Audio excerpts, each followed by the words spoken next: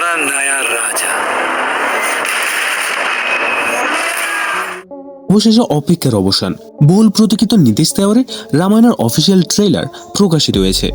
আর trailer দেখেই অনেকের একটাই মন্তব্য, এটা শুধু একটা বলিউড সিনেমা নয়, বরং ভারতীয় সিনেমার ইতিহাসে সবথেকে বড় মিথোলজিক্যাল প্রজেক্টগুলোর একটা হতে পারে। ট্রেলারে রণবীর কাপুর, ইয়াশ এবং সাই পল্লবীর উপস্থিতি ইতিমধ্যেই দর্শকদের মধ্যে ব্যাপক আলোচনার জন্ম দিয়েছে। কিন্তু প্রশ্ন হলো, ট্রেলারটি কি সত্যি প্রত্যাশা পূরণ করতে পেরেছে? চলো বিশ্লেষণ করি। ট্রেলারের শুরু থেকে বোঝা যায় নির্মাতারা গল্পকে বিশাল ক্যানভাসে তুলে ধরতে চেয়েছেন। সিনেমাটির ভিজুয়াল স্কেল, সিনেমাগ্রাফি এবং কালার গ্রেডিং শুরু থেকে একাধিক অ্যাপিক অনুভূতির তৈরি করেছে। সবথেকে বড় বিষয় হলো, ট্রেলার কোথাও অতিরিক্ত সংলাপের উপর নির্ভর করেনি, বরং দৃশ্য, ব্যাকগ্রাউন্ড, মিউজিক এবং চরিত্রগুলোর উপস্থিতির মাধ্যমে আবহ তৈরি করা হয়েছে। সামগ্রিকভাবে ট্রেলারটি একটা গম্ভীর ও মহাকাব্যিক টোন ধরে রাখতে পেরেছে।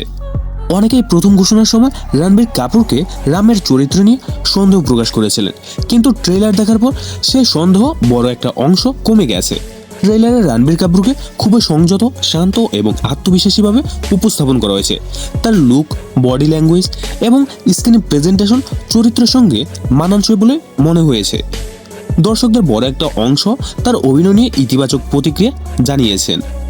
যদি ট্রেলারের সবথেকে শক্তিশালী উপস্থিতির কথা বলা হয়, তাহলে অনেকের চোখে সেটা ইয়াশের রাবণ। কেজিএফ এর পর আবারও তাকে এক শক্তিশালী, ক্যারিসম্যাটিক এবং ভয়ঙ্কর চরিত্রে দেখা যাচ্ছে। ট্রেলারে তার প্রতিটি দৃশ্য শক্তি ও আত্মবিশ্বাসে ভরপুর। বিশেষ করে যুদ্ধের প্রস্তুতি এবং তার অভিব্যক্তি দর্শকদের দারুণ আকর্ষণ করেছে। অনেক ভক্তের মতে এই সিনেমায় রাবণ চরিত্রটিও সমান গুরুত্ব পেতে চলছে। সাই পল্লবীর স্ক্রিন টাইম ট্রেলারে তুলনামূলকভাবে কম হলেও তার উপস্থিতি ছিল শান্ত ও মার্জিত।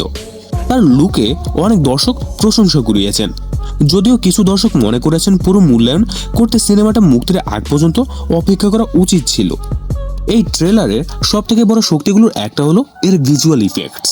পাহাড়, যুদ্ধক্ষেত্র, বিশাল সেট এবং বিভিন্ন সিজিআই দৃশ্য আন্তর্জাতিক মানের অনুভূতি দেওয়ার চেষ্টা করেছে। বিশেষ করে ট্রেলারের শেষ অংশে রাম এবং রাবণের মুখোমুখি সংঘর্ষের ইঙ্গিত দর্শকদের উত্তেজনা আরও বাড়িয়ে দিয়েছে। এবং অন্যদিকে ব্যাকগ্রাউন্ড স্কোরও অসাধারণভাবে আবহ তৈরি করেছে।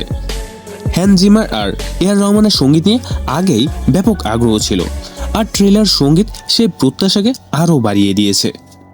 তবে সবকিছু যে নিখুঁত এমন নয়, কিছু দৃশ্য সিজিআই আরও বাস্তবসম্মত হতে পারত বলে অনেকে মনে করেছেন। এছাড়াও ট্রেলারের গল্পের অনেক অংশ ইচ্ছাকৃতভাবে গোপন রাখা হয়েছে, যার ফলে বিস্তারিতভাবে গল্পের ঝলক আশা করেছিলেন তারা কিছুটা অপূর্ণ অনুভব করতে পারেন। অনলাইনে কিছু দর্শক ভিজুয়াল ধারাবাহিকতা নিয়েও প্রশ্ন তুলেছেন। সব মিলিয়ে আমার কাছে এই ট্রেলারটা বেশ সফল এবং ইমপ্রেশন তৈরি করেছে। নির্মাতারা স্পষ্টভাবে বোঝাতে চেয়েছেন যে তারা রামায়ণকে শুধু একটা ধর্মীয় গল্প হিসেবে নয়, বরং আন্তর্জাতিক মানের একটা মহাকাব্যিক সিনেমা হিসেবে উপস্থাপন করতে চান।